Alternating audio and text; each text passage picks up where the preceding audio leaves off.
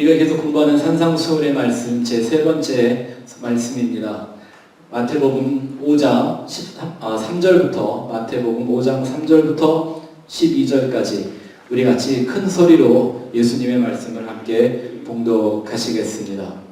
심령이 가난한 자는 복이 있나니 천국이 그들의 것이미요, 애통하는 자는 복이 있나니 그들이 위로를 받을 것이미요, 온유한 자는 복이 있나니 그들이 땅을 기업으로 받을 것이미요, 의에 줄이고 목마른 자는 복이 있나니 그들이 배부를 것이미요, 긍휼히 여기는 자는 복이 있나니 그들이 긍휼히 여김을 받을 것이미요, 마음이 청결한 자는 복이 있나니 그들이 하나님을 볼 것이미요, 화평하게 하는 자는 복이 있나니 그들이 하나님의 아들이라 일컬음을 받을 것이미요, 의를 위하여 박해를 받은 자는 복이 있나니 천국이 그들의 것임이라. 나로 말미암아 너희를 욕하고 박해하고 거짓으로 너희를 거슬려 모든 악한 말을 할 때에는 너희에게 복이 있나니 기뻐하고 즐거워하라. 하늘에서 너희의 상이 큼이라. 너희 전에 있던 선지자들도 이같이 박해하였느니라.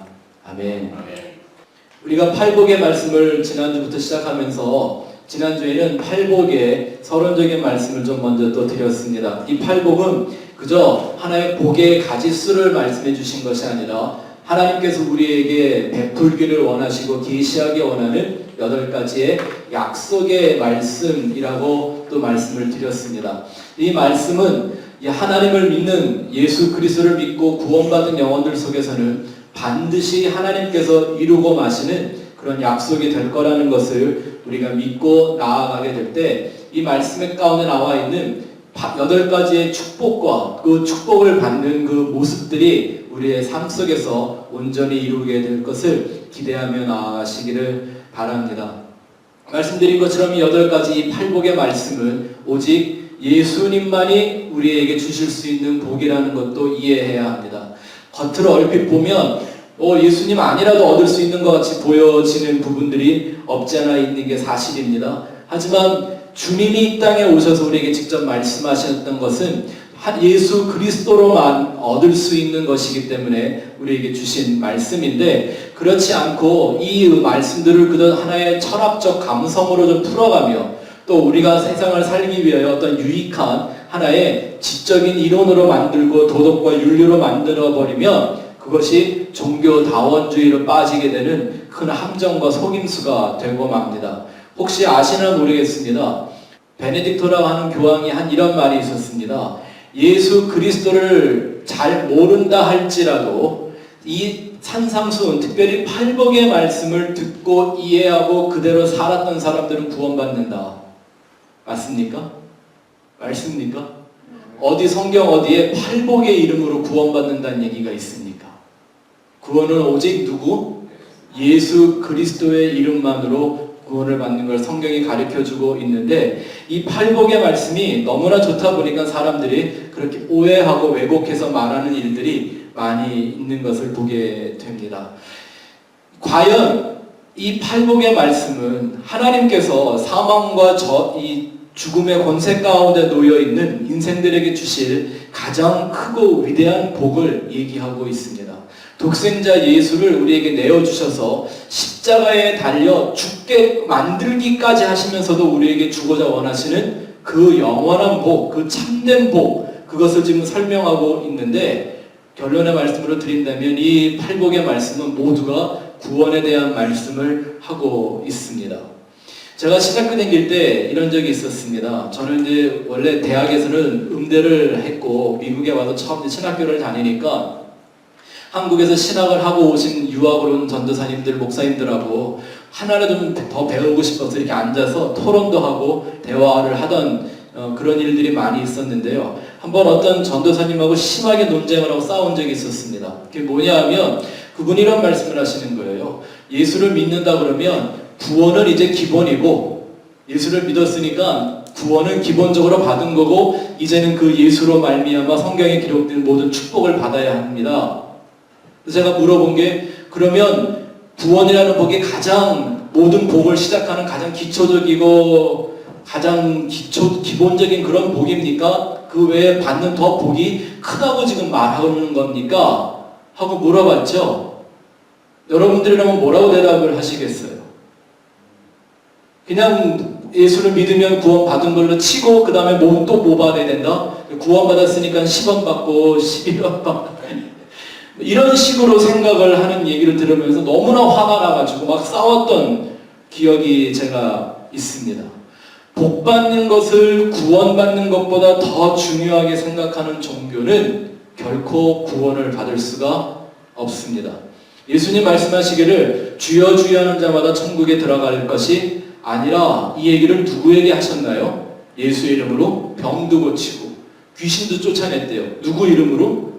예수 이름으로. 근데 그게 불법이었다고 주님 말씀하십니다. 무슨 뜻이에요? 병 고치는 게 구원보다 중요하고 귀신 쫓아내는 일이 구원보다 우선했던 사람들은 결코 불법을 행한 자로서 하나님의 나라에 합당하지 못하다고 하시는 말씀입니다. 이걸 기억하셔야 합니다. 우리가 이 세상에 살면서 하나의 인생으로 받을 수 있는 하나님이 주시는 가장 위대하고 큰 복은 영혼 구원이라는 복입니다. 이보다 더 크고 위대한 복은 없습니다. 믿으십니까? 그렇다면 믿음은 어떻습니까? 어떤 믿음이 더 커요? 구원받는 믿음 아니면 홍해를 가르는 믿음?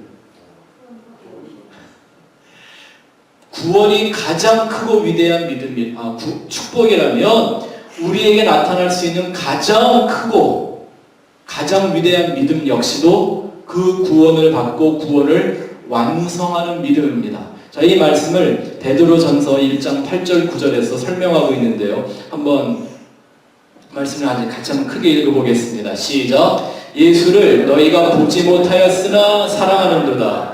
이제도 보지 못하고 믿고 말할 수 없는 영광스러운 즐거움으로 기뻐하니 믿음의 결국 곧 영혼의 구원을 받음이라. 아멘. 이 한 절의 말씀이 우리 인생에게 주어진 믿음으로 말미암는 영혼 구원, 이보다 더 크고 위대한 하나님의 축복은 없는 것을 여기서 분명히 말하고 있습니다.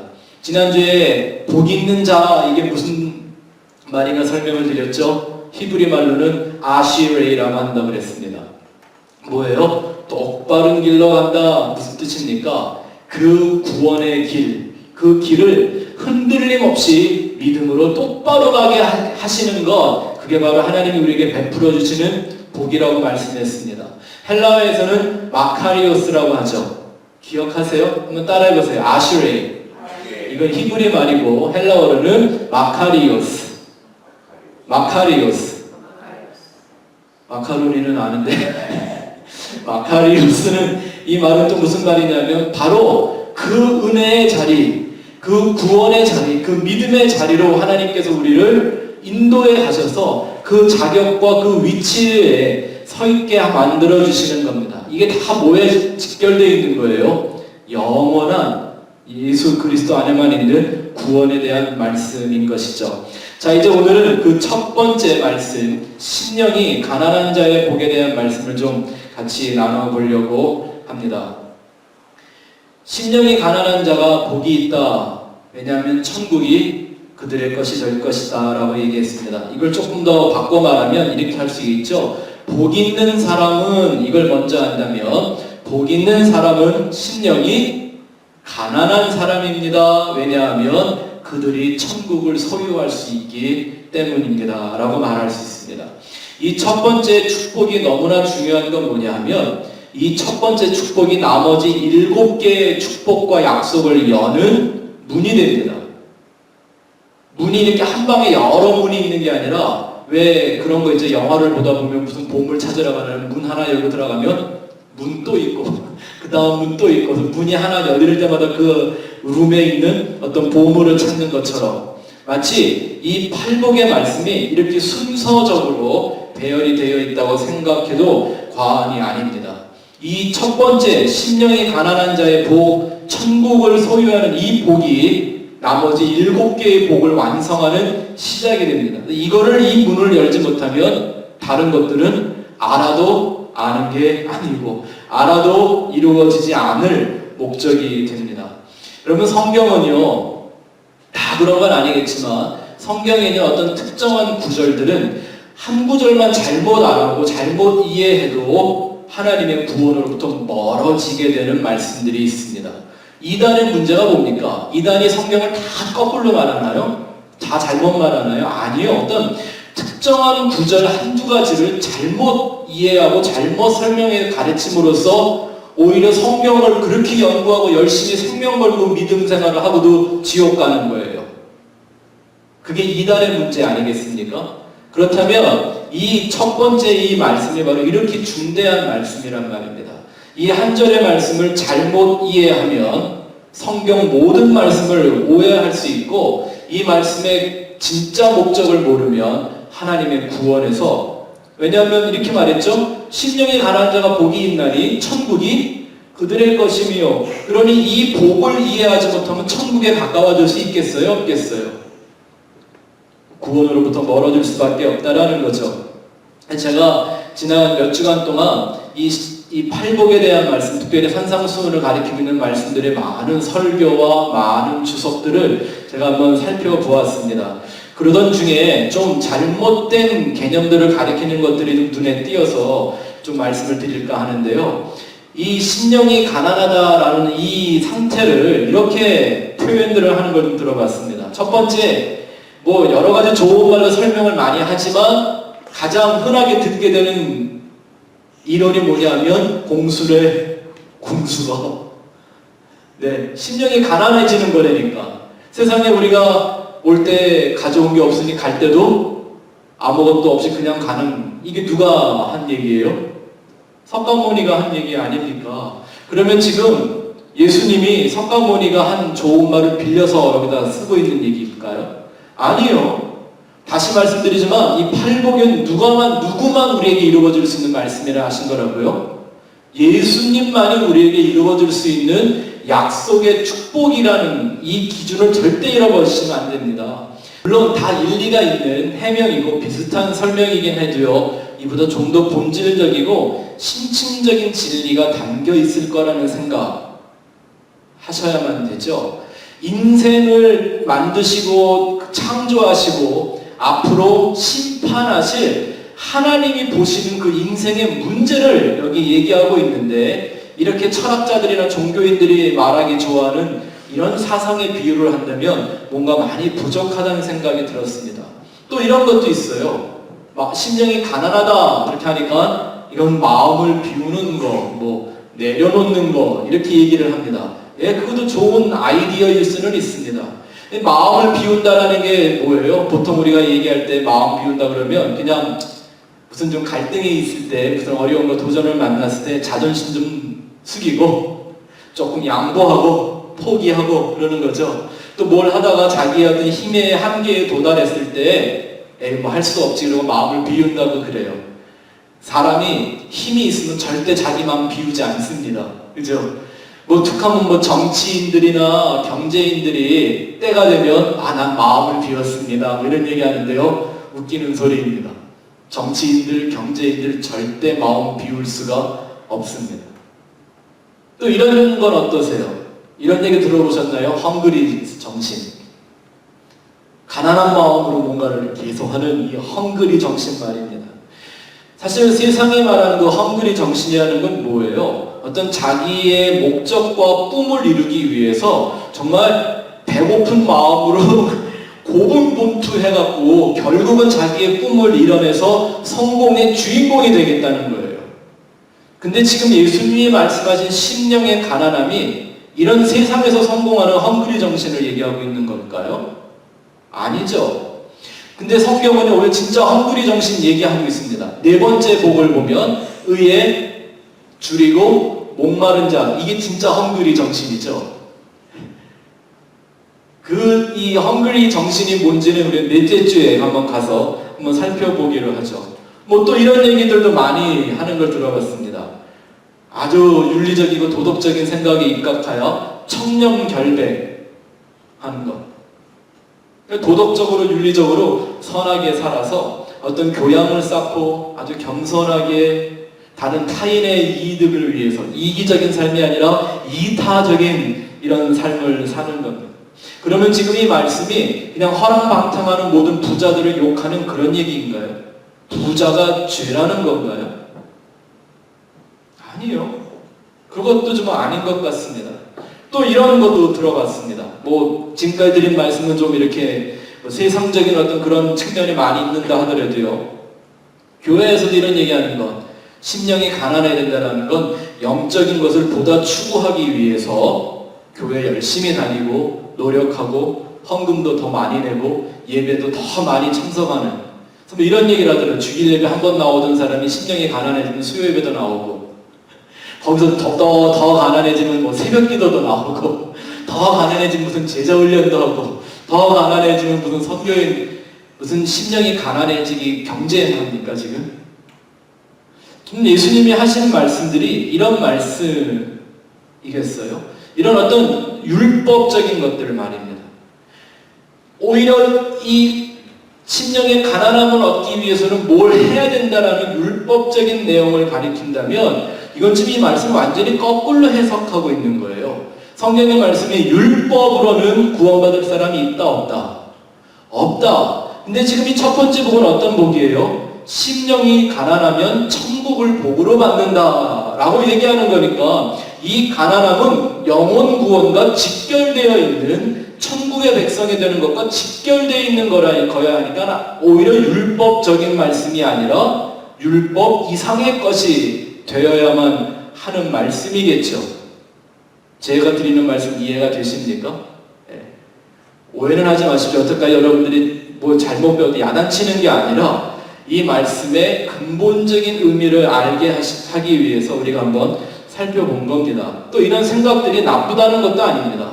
다 도움이 될 만한 생각들이지만 문제는 예수님이 아니어도 얼마든지 얻을 수 있고 가질 수 있는 것들로 설명을 했기 때문에 부족하다라는 거죠. 거듭 강조해 말씀드리지만 이 팔복의 말씀은 오직 예수를 통해서만 우리에게 이루어질 수 있는 하나님의 영원한 축복이어야 합니다. 그래서 오늘 우리가 이 심령이 가난하다는 말을 좀 더 본질적인 의미를 같이 생각해 보려고 합니다. 여러분 노트에 보면 제가 이 1절의 한 절의 말씀을 헬라어로 좀 기록을 해놨습니다. 암호 같죠? 그림인데 자 여기 스크린 한번 올려주세요. 한번 이 헬라어로 이 말씀을 좀 같이 읽어봤으면 좋겠습니다. 다는 아니더라도요. 팔복은 우리가 한번 헬라어로 한번 좀 읽어보는 시간이라도 좀 가져보려고 합니다. 한글은 다 읽을 수 있으시죠? 네, 헬라어로 읽는 것처럼 한글로 읽으시면 되겠습니다. 시작! 마카리오이 호이 푸토코이 토 푸뉴마티 호티 아우톤 에스틴 헤이 바실레이아 톤 우라논. 이게 영어로는요 순서가 똑같습니다. Blessed are the poor in the spirit, for theirs is the kingdom of heavens. 영어는 순서가 똑같은데 우리말로는 좀 다르죠. 마카리오이라는 말은 복 있는 자는 하나님 앞에 복을 받기에 합당한 사람은 그 복으로 들어온 사람은 이라는 뜻이고요. 호이 푸토코이 이 말이 the poor 가난하다라는 말입니다. 그래서 아직 안 넘기셔도 돼요. 가난하다라는 말인데요. 그 다음에 토 푸뉴마티 이 푸뉴마티라는 말이 영, 심령 이렇게 사용하는 단어입니다. 그리고 그 다음 나오는 말이 아우턴 에스틴 이 말이 because or for 이런 뜻이고요. 헤이 바실레이아 이 바실레이아가 하나님의 나라 천국 이걸 의미하는 거고요. 그 다음에 나오는 톤 우라논 이게 바로 하늘 더 정확하게 말하면 하늘들이라는 뜻입니다. 왜 우리가 하늘이 3개가 있다고 공부한 적이 있었죠? 3층천 그래서요. 그 모든 걸 의미하는 겁니다. 그 모든 것. 자, 이런 의미를 좀 생각하면 다시 한번 멋있게 읽어볼까요? 시작. 마카리오이 호이 푸토코이 토 푸뉴마티 호티 아우톤 에스틴 헤이 바실레이아 톤 우라논. 이렇게 헬라어가 되어 있는데요. 이 말씀을 잘 이해하려면 두 단어의 의미를 정확하게 알아야 되겠죠. 하나는 심령이라는 말과 가난이라는 말입니다. 가난에 대해서 먼저 한번 생각해 보죠. 문제는 지금 이 가난이라는 말을 잘 이해해야 되는 거니까요. 이 성경에는요, 특히 헬라어에는 가난이라는 단어가 두 가지 종류의 단어가 있습니다. 첫 번째는 페네스라는 말입니다. 이 페네스라는 말, 이 가난이라는 말은요, 상대적인 가난을 의미합니다. 내가 누구보다 무엇보다 이렇게 가난하다라는 물질적인 의미가 좀 더 많이 담겨져 있죠. 이런 거예요. 예를 들어 내가 아무리 뭐 돈이 많아도요, 이건희에 비하면 난 가난한 거예요. 맞습니까? 내가 아무리 뭐 연봉이 많아도 빌 게이츠에 비해 보면 나는 여전히 가난한 거예요. 그죠? 가난이라는 그런 상대적 개념들. 그러나 내가 내 한 몸 먹고 살아가는 데는 생존의 문제는 그렇게 크게 위협받지 않는 이런 상태를 가난이라고 말합니다. 그래서 보통 우리가 세상에서 사용하는 가난하다는 말이 바로 이 말이에요, 이 말. 근데 예수님이 사용한 가난이라는 단어는 뭐라 그랬죠? 푸토코이. 푸토코이. 이 두 번째 가난이라는 말을 주님이 사용하셨는데 이건 절대 빈곤 혹은 절대로 결핍한 것 혹은 파산해서 모든 걸 다 잃어버린 망한 상태를 의미하는 것입니다. 이건 어떤 물질적인 개념을 초월해서 영적으로 가난한 상태를 의미하는 거고요. 이거는 철저하게 타인의 도움이 없으면 누군가 나를 도와줘야 하면 내가 혼자는 결코 살 수 없는 이런 절박한 상태, 절망적인 상태가 된 것을 의미하고 있습니다. 이런 건 여러분 꼭 물질이나 돈이어야만 하지는 않죠. 이런 거 한번 본 적이 있으세요? 저는 어렸을 때 좀 철이 없을 때는 중국 영화 이런 거 좋아했습니다. 그 무술 영화 하잖아요. 막 사람들이 이렇게 장풍 쏘고 막 날아다니고 막 이러는 거요. 그걸 보다가 보면 뭐가 있냐면 무슨 독을 사용할 줄을 아는 무공을 한 사람한테 싸움을 하다가 패배하면 독이 들죠. 그 독은요, 해독제가 그거 하나밖에 없어요. 그러니 돈이 암만 많아도 아무리 눈앞에 약이나 의사들이 많아도 뭐가 없으면 이 사람은 고칠 수가 없는 거예요. 그 해독제 그거 하나가 없으면 이 사람은 모든 게 다 끝난 거예요. 그냥 이런 상태. 아무리 세상의 모든 약을 다 살 수 있는 돈이 있으면 뭐예요? 해독제를 구할 수가 없는데, 그죠? 아무리 난다긴다는 의사들이 내 앞에 다 와 있어도 뭐예요? 그 해독제가 없으면 나는 그 독으로 죽어갈 수밖에 없는 상태가 되죠. 이런 절박한 상태, 이 상태를 말할 때 바로 푸토코이라는 단어를 사용합니다. 그렇다면 이 영이라는 말은 또 어떨까요? 우리가 이 신령에 대한 얘기, 푸뉴마티라는 말에 대해서 한번 생각해 봐야 하는데, 창세기 1장 26절 말씀을 한번 보실까요? 창세기 시작. 하나님이 이르시되 우리의 형상을 따라 우리의 모양대로 우리가 사람을 만들고. 하나님의 사람 만들 때 뭐를 모델로 해서 만드셨어요? 하나님 자신을 모델로 삼으셨어요. 또 하나님의 이미지가 나타나게. 그쵸? 하나님의 모양대로라는 건 겉모양을 말하는 게 아니고요. likeness. 하나님처럼 만들어 놓자라고 한 겁니다. 그래서 사람과 짐승의 차이는 바로 사람의 하나님을 닮은 영적인 존재다라는 거예요. 신학적으로도요, 사람의 그 내면을 구분하는데 두 가지 이론이 있습니다. 이원론적인 구분이 있고 삼원론적인 구분이 있어요. 이런 거 들어보셨죠? 자, 그림을 한번 볼까요? 이원론은 사람을 어떻게 말하냐 하면 사람의 그냥 몸, 그리고 안에 정신, 이렇게 딱 두 가지로만 생각을 하는 게 이원론적인 철학이고요. 삼원론적인 구분 방식은 어떻습니까? 사람을 육과 혼과 영 이렇게 나누어 놓습니다. 뭐 신학자들이 이거 가지고 서로 논쟁도 많이 하고 분분한데요. 저는 삼원론이 성경적으로 더 합당한 말씀이라고 생각이라고 믿고 있습니다. 왜냐하면 히브리서 4장 12절 말씀에 보면 대표적인 말씀이죠. 영과 혼과 육이 나눠져 있는 말씀. 하나님의 말씀은 살아있고 활력이 있어 좌우의 날선 어떤 것보다 예리하여 혼과 영과 및 관절과 골수를 찔러 쪼개기까지 하며 또 마음의 생각과 뜻을 판단하나니. 아멘. 이 말씀에 보니까 혼과 영이 구별되어져 있는데, 그냥 하나의 정신이 아니고 혼과 영이 구별되어 있는데 마치 어떤 식으로까지 되어 있다고 비유를 하고 있습니까? 관절과 골수라고 되어 있습니다. 뼈가 있으면 그 뼈 안에 뭐가 있어요?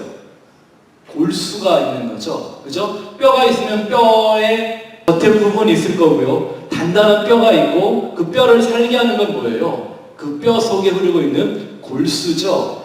하나님의 말씀이 우리 안에 뚫고 들어올 때 우리의 육은 뭐 그냥 뚫고 들어오죠. 그죠? 그 다음에 그 혼을 뚫고 우리의 영에까지 하나님의 말씀에 도달하는 과정이 어떻다고요? 그 단단한 뼈를 찌르고 깨트려 들어와 그 안에 골수에 다다르는 것처럼.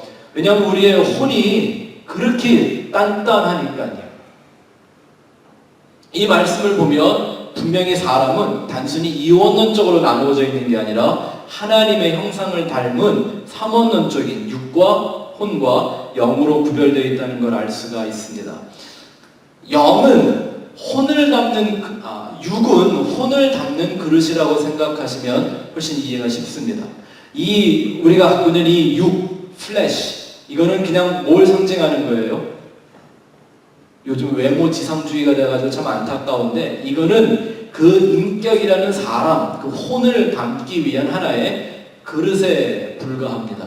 예를 들어 이 사람의 몸이 롱다리라고 그 사람의 혼도 롱다리일까요? 그건 아닌 거죠. 그와 마찬가지죠. 육은 혼을 담는 그릇이고 혼은 뭘 담아야 할까요? 영을 담는 그릇. 바로 하나님의 영, 하나님의 성령, 그리스도의 영, 양자의 영, 하나님이 우리에게 부어주시는 이 영을 담는 그릇이 바로 혼이라고 생각하시면 이 그림을 쉽게 이해하실 수가 있을 겁니다. 또 그 두 번째 그림 한번 보여주실래요? 사람을 이렇게 세 가지로 우리가 나눠 볼 수 있는데요. 육과 혼과 영. 이 헬라어로 말하면 육은 맨 밑에 사륵스라고 하는 아주 힘든 발음인데요. 그 다음에 두 번째 혼은 푸시케, 사이칼러지라는 말이 바로 이 단어에서 나온 거고요. 가운데 있는 우리의 영, 스피릿은 푸뉴마티, 우리가 방금 읽었던 헬라어에서 나오는 겁니다. 성경은 생명을 말할 때도 세 가지로 생명을 구별해서 말합니다. 첫 번째, 육의 생명은 뭐라고 말해요? 바이오스. 그리고 혼의 생명은 푸시케. 그리고 영의 생명을 조에이라고 합니다. 그러니까 하나님이 우리에게 주시는 예수님으로 말미암아 얻게 되는 생명은 뭐예요? 바이오스도 아니고 푸시케도 아니고 뭐죠? 조에이입니다. 사람이 자기 목숨을 버리면 얻을 것이니와 할 때 그 목숨을 얻는 거일까요? 푸시케. 그렇죠? 우리 육신이 죽어서 흙으로 돌아간다 할 때 그 생명의 죽음은 뭐의 죽음을 말하는 걸까요? 바이오스. 배터리의 라이프가 다 된 거예요. 그런데 하나님이 우리 안에 생명을 불어넣어 주시고 그 생명으로 살게 만드는 건 바로 어디입니까? 조웨이라고 하는 영의 생명을 의미하는 것입니다. 그래서 하나님이 만드신 존재는 그 하나님이 우리 영의 생명이 되시고 그 영의 생명력으로 혼을 지배하고 또 육을 다스려서 하나님의 영광이 드러나는 삶, 내 안에 계신 하나님을 계시하는 삶을 사는 것입니다. 육이 혼을 위해 존재하는 거고 혼이 바로 영을 위해 존재하는 것이 하나님이 인간을 창조하신 섭리입니다. 근데 인간의 타락은 이게 어떻게 됐어요? 거꾸로 뒤집어지고 말았죠. 그래서 인간이 제일 위하고 목적하며 사는 게 바로 뭐예요? 육을 위해 사는 것입니다. 육이 목적이 되어버리고 말았습니다. 육의 배고픔, 육의 아픔을 줄이기 위한 이런 아주 비참한 삶을 살게 된 거죠. 성경은 그게 사람의 육이 왕노릇을 한다고 그랬습니다. 여러분 이걸 꼭 기억하시기 바랍니다. 여러분의 육을 하나님이 보시는 것처럼 그저 잠깐 쓰고 버리는 일회용 그릇처럼 생각하지 않으면 이 육이 내 안에서 왕노릇하려고 합니다. 제가 아주 참 좋아하는 목사님이 한 분 계시는데요. 이분도 오래도록 심장병을 갖고 고통을 하시는 분입니다. 그래서 제가 인사를 드릴 때마다 목사님 요즘 건강 괜찮으세요? 목사님 같은 분들이 더 말씀을 잘 많이 전하셔야 되기 때문에 꼭 건강히 잘 사셔야 합니다. 이렇게 말하면 그분이 항상 이렇게 얘기를 하세요. 아유, 괜찮습니다. 내가 이 육신을 자꾸 대우해주면 이게 자꾸 왕노릇합니다. 하나님의 창조의 섭리와 거꾸로 하는 타락의 상태를 얘기하는 겁니다.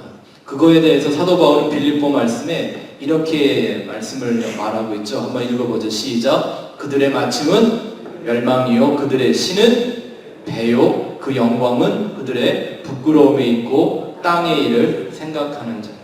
이게 뭐 한다는 거예요? 거꾸로 육이 혼을 위해 있고 혼이 영을 위해 존재하는 그 목적을 모르고 오히려 거꾸로 모든 걸 육을 위해 사는 거예요. 이게 바로 그들의 멸망의 모습이라고 얘기하고 있고요. 또 예수님은 요한복음 6장에서 이렇게 말씀하셨죠. 한번 선포해 봅시다. 시작. 살리는 것은 영이니 육은 무익하니라. 내가 너희에게 이른 말이 영이요 생명이라. 그러니 지금 주님이 오셔서 우리 안에 살리기를 원하시는 건 뭐예요? 내 육과 혼이 아니라 내 안에 있는 그 영을 살리기 위해 이 땅에 오셨다고 말씀하셨고 바로 예수의 말씀이 그 영이요 생명이라고 하고 있는 것입니다. 그렇다면 이 심령이 가난하다라는 말이요 호이푸토코이 도 푸뉴마티 이 심령이 가난하다라는 건 어떤 의미를 말하고 있는 걸까? 한번 조합을 해보실 수가 있죠. 푸토코이라는 말은 완전히 누군가의 도움이 없으면 살 수 없는 그런 절박한 상태가 된 것을 말하는 거고요. 이 심령이 우리 안에 있는 내가 잃어버렸던 그 하나님의 영이라고 생각한다면 그 안에 완전히 누군가의 도움이 없으면 살 수 없는 결핍과 공핍한 상태를 의미하고 있는 겁니다. 다시 말하면 자기의 영의 상태를 온전하게 깨달은 거죠. 이 말씀을 보면 세상에서는 아무리 부유해도 그 사람은 심령이 가난한 사람 될 수 있습니까? 없습니까? 다윗이 시편 40편에 이런 고백을 해요. 왕이 된 후에 나는 궁핍하고 곤고하오니 이게 푸토코이라는 말하고 똑같은 의미를 사용한 말씀이거든요. 아니 이스라엘을 다 통일을 하고 왕이 되었어요. 다윗과 같이 위대한 왕이 어디 있었습니까? 그런데도 그가 하나님 앞에 고백하기를 하나님 나는 궁핍하고 곤고한 사람입니다. 뭐가? 심령이. 무슨 고백이에요? 하나님 나는 당신이 없이는 살 수가 없습니다. 솔로몬이 그 많은 부귀영화를 갖고도 그가 고백합니다. 헛되고 헛되니 모든 것이 헛되도다.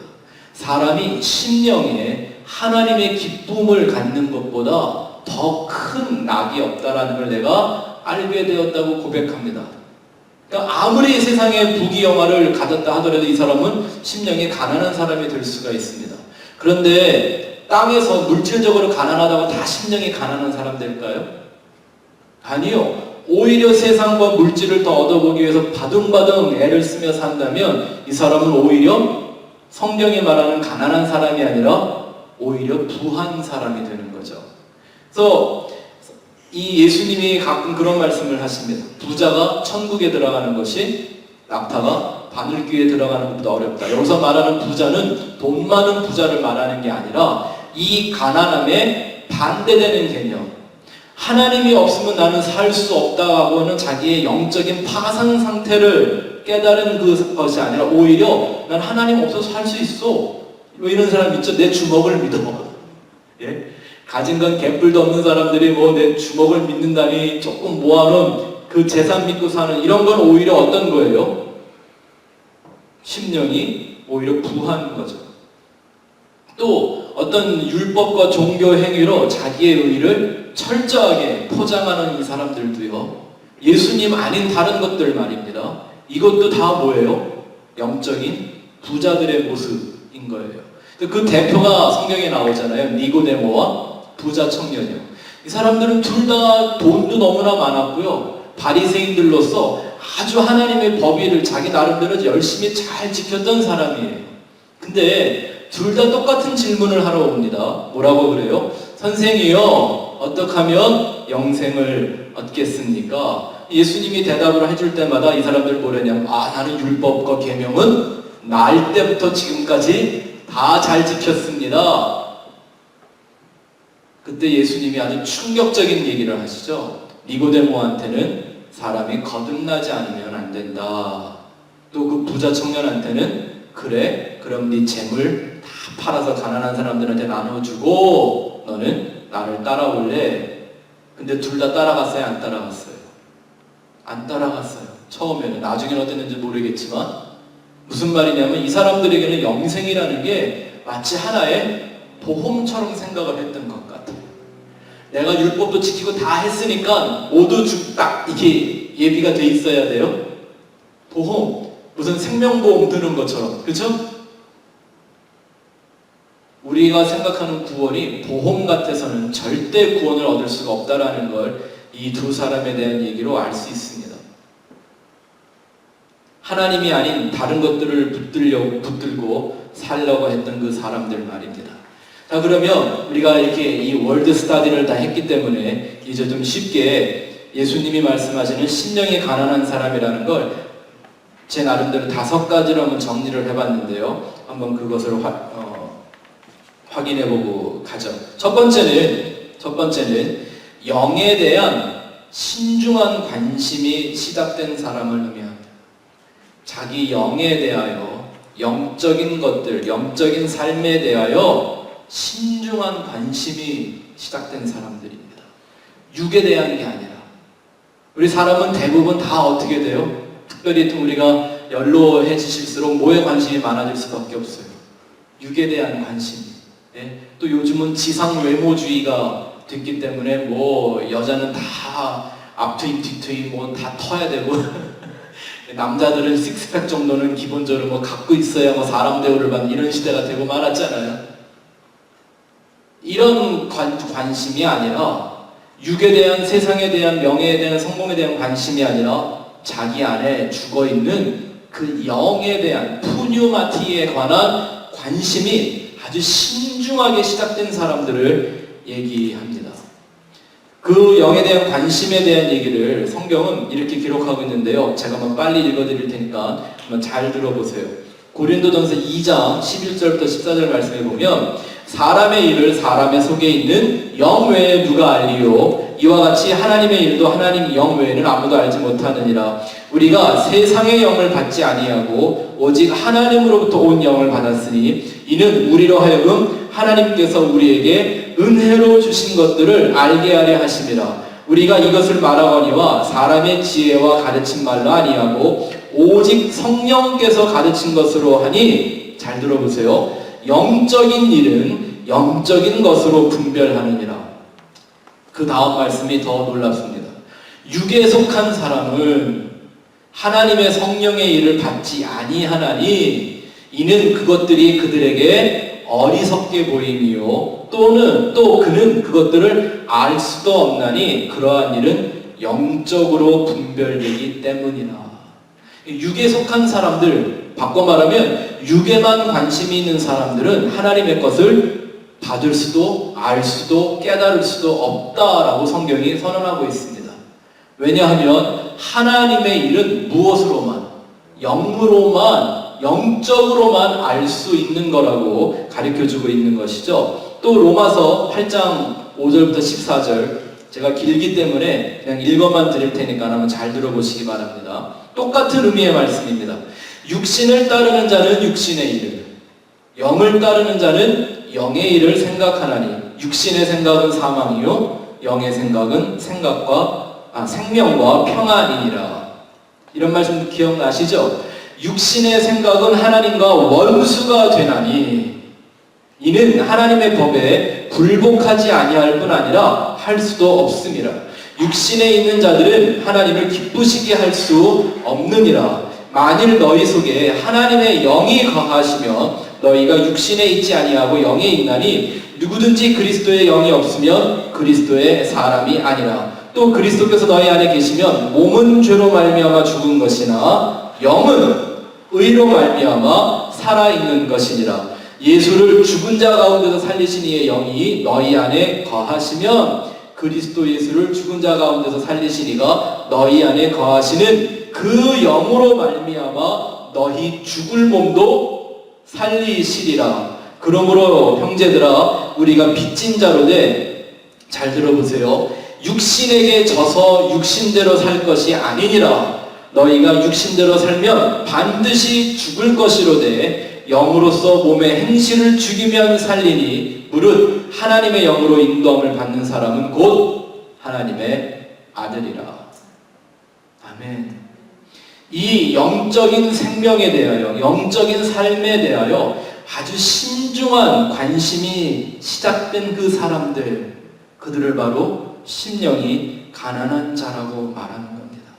그 자기의 그 영에 대하여 관심이 생겨서 그걸 들여다봤더니 완전히 파산 상태더라는 걸 발견하는 거예요. 누군가의 도움이 없으면 내 이 영은 도저히 살아날 수 없다라는 이 절박한 상태를 깨닫게 되는 거죠. 바로 거기가 하나님을 찾는 시작이 됩니다. 여러분, 인간이 죽음이 두려운 것은 사실 죽음이 두려운 게 아니라 죽음 후에 일어날 어떤 알 수 없는 세계에 대한 두려움, 이런 거 아닙니까? 우리는 누가 가르쳐주지 않아도요, 죽고 나면 심판한자 앞에 설 것 같다는 생각을 늘 자기도 모르게 가지고 삽니다. 그 영적인 것에 대하여 눈이 띄어지고 이제 무엇을 구해야 할지, 무엇을 추구해야 할지 기도와 신앙이 시작되는 지점입니다. 무엇을 붙잡아야 되고 누구에게 절규해야만 되는지, 나의 가난한 상태를, 그거를 깨닫는 부분이 되는 것이죠. 두 번째 심령이 가난한 자란 인간의 실존을 깨닫는 겁니다. 쉽게 말하면 자신의 영적 죽음의 상태를 깨닫는 사람을 심령이 가난한 자라고 말합니다. 성경이 이런 얘기를 합니다. 살았다는 이름은 가졌으나 실상은 죽은 자로다. 이걸 제일 쉽게 이해할 수 있는 것은요, 바로 꽃꽂이를 해놓는 걸 보면 알 수 있습니다. 참 예쁘잖아요, 꽃꽂이 이렇게 해놓으면. 근데 그 꽃은 살아있어요, 죽어있어요? 누가 그러더라고요. 죽어가고 있어요. 근데 그건 지금 조금 살아있는 것 같지만 그건 이미 죽은 거나 다름이 없어요. 무엇 때문에? 뿌리에서 끊어졌기 때문에. 꽃은 여전히 예뻐요. 여전히 향기도 좋아요. 보기도 아름답단 말입니다. 그런데 그 향기나 눈에 보기 좋은 꽃이 생명이 아니라는 거예요. 그건 다 껍데기예요. 그 꽃을 살게 만드는 것은 어디서부터? 뿌리로부터. 그러면 우리의 영은 뭐예요? 우리의 삶의 뿌리가, 생명의 뿌리가 바로 되는 것을 말합니다. 이 인간의 상태가 뭡니까? 그 생명의 원천이신, 뿌리이신 하나님으로부터 잘라진 상태를 의미합니다. 그럼에도 불구하고 계속 꽃처럼 예뻐 보이려고, 계속 좋은 향기 내보려고 애쓰지만 꽃 잘라놓으면 어떻게 되는지 아시죠? 하루만 지나면 시들시들. 성경은 바로 이것을 영적 사망이라고 얘기합니다. 하나님과 분리된 그 상태 말합니다. 왜 사람이 그렇게 죽어갈 수밖에 없는가? 바로 하나님과 분리되어져 있기 때문이라는 자기의 영적 죽음의 상태를 절실하게 깨닫는 그 사람이 심령이 가난한 사람, 자기 영이 죽은 상태에 있다는 걸 깨닫는 거죠. 세 번째 심령이 가난한 자란 죄의 문제를 아주 깊이 깨달은 사람을 의미합니다. 죄의 문제를 깊이 깨달은 사람입니다. 사람이 무엇 때문에 죽는다? 사람을 죽이는 건 죄인 것입니다. 그 죄가 사람을 사망으로 끌고 갑니다. 성경이 말하는 죄는 단순히 도덕적이며 윤리적인 죄가 아닙니다. 세상적인 기준으로 보면요, 이런 사람들 참 많아요. 법 없이도 살 사람들. 근데 세상에서 법 없이도 살 수 있는 그 사람들이 하나님이 보시기에는 절대 천국에 들어올 수 없는 죄인이 될 수도 있습니다. 하나님은 하나님의 법과 그 목적이 아닌 자기 인간이 내가 법이 되어 허무한 목적을 사는 모든 걸 다 죄라고 말씀하고 있기 때문입니다. 하나님의 영광보다는 자기의 영광을, 하나님의 기쁨을 보다는 자기의 만족을 위해 살아가는 이것을 다 죄라고 얘기하는 것입니다. 이 죄를 깨달으라고 하나님이 우리에게 주신 것이 있는데 바로 그게 율법과 계명들입니다. 그래서 우리가 이 율법과 계명을 아주 잘 지켜야 합니다. 아주 잘 지켜야만 합니다. 오늘 오전에도 우리가 순종에 대한 얘기를 배웠는데요. 이 율법을 잘 지켜야 되는, 힘을 다해 계명을 지켜야 하는 이유가 뭐냐 하면 우리가 그 계명을 아주 완전하게 다 지켜낼 수 있어서가 아니라 내가 아무리 힘을 다해 그 말씀을 지켜보려고 해도 어떤 건 되고 어떤 건 안 되고, 어떤 때는 되고 어떤 때는 안 되고, 그쵸? 기분 좋을 땐 되고 기분 조금만 나쁘면 안 되고 컨디션 따라 왔다 갔다 할 수밖에 없는 불완전한, 그래서 한 가지 죄만이라도 어겨도 하나님 앞에 나는 죄인이구나, 그 죄가 내 안에서 나를 죽이고 말았구나라는 사실을 깨닫게 하기 위해서 하나님은 우리에게 이 율법을 주셨습니다. 그래서 우리가 그 율법을 지키고 율법의 계명을 따라 사는 삶을 살 때에 우리는 하나님 앞에서 끊임없이 그의 은혜를 받을 수 있는 죄인의 상태에 머물 수가 있는 겁니다. 그리고 그 하나님의 은혜가 우리에게 임할 때 그 은혜가 우리의 의가 된다고 성경이 얘기하고 있죠. 자, 이 얘기를 아주 잘 써놓는 구절이 로마서 7장인데요. 뭐 전체를 읽을 수는 없고요. 제가 한 반만 읽어드릴게요. 로마서 7장 7절부터 25절 말씀, 너무 중요한 말씀이니까 한번 잘 들어보시고 여러분이 댁에 가시거든 다시 한번 읽어보시길 바랍니다. 그런즉 우리가 무슨 말을 하리요? 율법이 죄냐? 그럴 수 없느니라. 율법으로 말미암지 않고는 내가 죄를 알지 못하였으니. 맞습니까? 곧 율법이 탐내지 말라 하지 아니하였더라면 내가 탐심을 알지 못하였으리라. 그러나 죄가 기회를 타서 계명으로 말미암아 내 속에서 온갖 탐심을 이루었나니 이는 율법이 없으면 죄가 죽은 것입니다. 맞죠? 전에 율법을 깨닫지 못할 때에는 내가 살았더니 율법이 이름에 죄는 살아나고 나는 죽었도다. 이 율법을 주신 까닭이 뭐예요? 내가 영적으로 죄로 말미암아 죽은 존재라는 걸 깨닫게 하시기 위해 줬다라는 거예요. 생명에 이르게 할 그 계명이 내게 대하여 도리어 사망에 이르게 하는 것이 되었도다. 죄가 기회를 타서 계명으로 말미암아 나를 속이고 그것으로 나를 죽였는지라. 이러보건대 율법은 거룩하고 계명도 거룩하고 의로우며 선하도다. 그런즉 선한 것이 내게 사망이 되었느냐? 그럴 수 없느니라. 오직 죄가 죄로 드러나기 위하여 선한 그것으로 말미암아 나를 죽게 만들었으니 이는 계명으로 말미암아 심히 죄되게 하려 함이라. 아멘. 우리가 1:1 공부하면서 얘기했던 내용들 이제 다 이해가 되시죠? 이런 말씀이 어렵지 않으실 거예요. 계속 읽어드릴게요. 우리가 율법은 신령한 줄 알거니와 나는 육신에 속하여 죄 아래에 팔렸도다. 내가 행하는 것을 내가 알지 못하노니 곧 내가 원하는 것은 행하지 아니하고 도리어 미워하는 것을 행함이라. 만일 내가 원하지 아니하는 그것을 행하면 내가 이로써 율법이 선한 것을 시인하노니 이제는 그것을 행하는 자가 내가 아니요 내 속에 거하고 있는 죄다. 내 속 곧 내 육신에 선한 것이 거하지 아니하는 줄을 아노니 원함은 내게 있으나 선을 행하는 것은 없노라. 내가 원하는 바 선을 행하지 아니하고 도리어 원하지 않은 바 악을 행하는도다. 만일 내가 원하지 아니하는 그것을 하면 이를 행하는 자는 내가 아니요 내 속에 거하는 죄니라. 그러므로 내가 한 법을 깨달았노니 곧 선을 행하기 원하는 나에게 악이 함께 있는 것이로다. 내 속사람으로는 하나님의 법을 즐거워하되 내 지체 속에서 또 한 다른 법이 내 마음의 법과 싸워 내 지체 속에 있는 죄의 법으로 나를 사로잡는 것을 보는도다. 오호라 나는 곤고한 사람이로다. 이 사망의 몸에서 누가 나를 건져내랴. 우리 주 예수 그리스도로 말미암아 하나님께 감사하리로다. 그런즉 내 자신이 마음으로는 하나님의 법을, 육신으로는 죄의 법을 섬기노라. 아멘.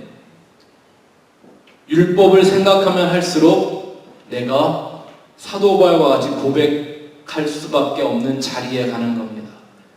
이 사망의 몸에서 누가 나를 건져내랴. 한번 말씀드렸죠. 이 사망의 몸이라는 건 뭘 의미하는 거라고요? 이 고대 시대에 법이 하나 있었으니 내가 사람을 죽였다가 살인자가 돼서 걸리면 내가 죽인 시체를 내 몸에 쇠사슬로 얽어매고 그 시체와 함께 썩어 죽어가게 만드는 형벌이 있었습니다.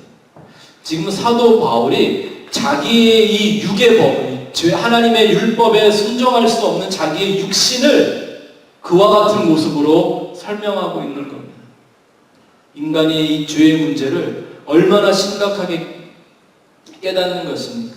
그것을 위해서 오직 예수 그리스도의 십자가만이 죄의 문제의 해결이라는 것을 알게 되는 것, 그것이 바로 심령이 가난한 자라고 얘기하는 겁니다.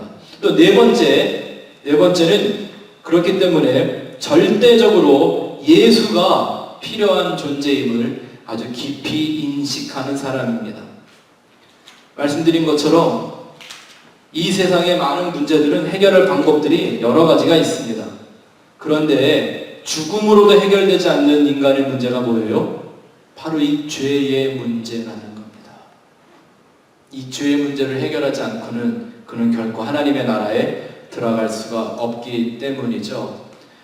그래서 오직 나의 죄의 문제를 해결하기 위해 이 땅에 오신 세상 죄를 지고 가는 하나님의 어린 양이라고 하는 그 예수가 내게 얼마나 필요한 존재인지, 내가 왜 내 영이 이런 파산 상태, 이렇게 공핍한 상태, 이렇게 완전히 망한 절박한 상태에 떨어졌는가, 이걸 해결해 줄 수 있는 유일한 구원자, 이 죄라는 병에 대한 유일한 해독제는 십자가의 예수 그리스도라는 사실을 온전히 깨닫는 것입니다.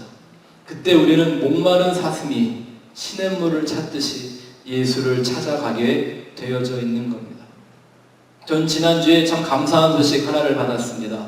저희 아버님이 약 7, 8년 전에 전립선 암을 판정을 받았습니다. 근데 그것도 아주 악성 말기라서 미국에까지 모시고 와서 의사들을 몇몇 만나봤는데 동일한 얘기를 합니다. 너무 늦게 왔습니다. 여태 뭐 했느냐고. 그만큼 아주 악성이고 말기의 암이셨는데요.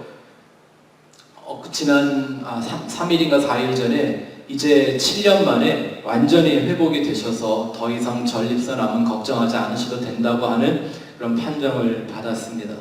참 감사했습니다. 근데 그때 저희 아버님이 그런 질병에 걸렸다고 했을 때 정말 우리 온 가족이 마음과 뜻과 정성과 힘을 다해 찾던 게 있었습니다. 그게 뭐였을까요? 그래도 포기하지 않고 우리 아버지를 끝까지 수술이라도 한번 해줄 수 있는 그 의사 하나가 없을까? 네.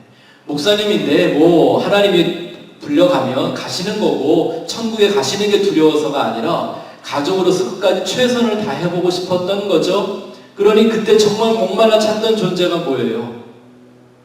최선을 다해요. 수술이라도 한번 해줘 볼 수 있는 그 의사를 찾는 거죠. 예수의 필요성, 예수의 절대성을 우리가 세상에 깨닫게 되는 그것, 바로 이것이 심령이 가난한 자들입니다. 그들에게만 하나님이 뭘 주신다? 천국을 주신다. 마지막 5번째는 그렇기 때문에 오직 예수님만 따르기로 작정한 사람들입니다. 오직 예수만 따르기로 작정한 사람들, 그들이 바로 심령이 가난한 자들입니다. 자기 영혼의 깨어진 상태, 죽은 상태, 죄로 오염된 그 상태, 예수가 아니면 도대체 나를 이 죄악의 저주에서, 멸망에서, 고통에서 건져줄 리가 없다는 걸 깨닫고 오직 예수님만 바라보며 그 길을 가기로 결정한 사람들, 그들을 심령이 가난한 자라고 얘기합니다. 그리고 다시 말씀드리지만 이 복은 예수가 아니면 깨달을 수도 얻을 수도 경험할 수도 없는 복이 되는 것이죠. 또 놀라운 건 이 심령이 가난한 자의 복을 깨달은 사람들은 그 마음이 점점 더 가난해지겠죠. 누구를 향하여? 예수 그리스도를 향하여. 그래서 이 삶을 통하여 늘 찾고 헤매는 게 뭐예요? 저희 아버님이 암에 걸렸다 그러니까 그 당시에 우리 온 가족들이 했던 게 뭐냐면 암에 좋다는 걸 다 찾아보는 거예요. 무슨 버섯이 좋대더라, 무슨 약초가 효과가 있다더라, 뭐 하여튼 좋다는 걸 다 찾아보는 거예요. 어떻게든지 도와드리고 싶어서. 그런 마음, 어쩌면 이 암덩어리보다 더 지독한 저주와 멸망인 죄가 내 안에 도사리고 있는데 그 문제를 해결할 수 있는 예수 그리스도, 내 삶을 통해서 그 예수를 찾고 예수를 만나고 예수와 동행하는 그 사람들, 이들이 바로 심령이 가난한 자요, 천국을 복으로 받는 하나님의 백성들이 되는 것입니다. 여러분들 안에 이 심령의 가난함, 이것이 여러분들 속에 충만해져서 그 여러분들의 가난함이 예수 그리스도의 풍요함으로 채워지는 축복이 있기를 주의 이름으로 축원합니다. 기도하시겠습니다.